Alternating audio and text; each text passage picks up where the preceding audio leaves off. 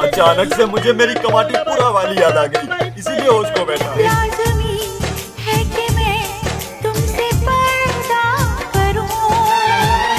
दरअसल हम 5 रुपए वाला रंडी चौधे थे। बट छोड़ो यार, तुमको क्या बोलना भाई चौधा।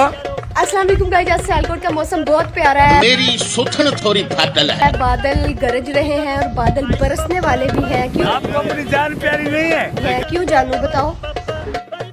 समझ रहे हो? अरे आओ तुमको हम बना देंगे घोड़ी। ये मैं हूँ, ये मेरी दुआने की प्लेट है और ये मैं इसे खा रही हूँ।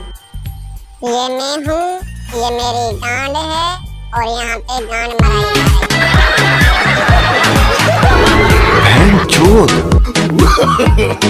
कौन मरवाती हो? अरे इन्हें क्या ठोकेंगे आप, इनसे अच्छी तो वो हैं। देखिए ना कितना अच्छा फिगर है। 1 2 3 नहीं लूंगा, नहीं लूंगा, नहीं लूंगा। श्रीको है जो थोड़े दिन अच्छा साइलेंट गर्ल आगे कटेगी तुम्हारे जिन। सच्ची?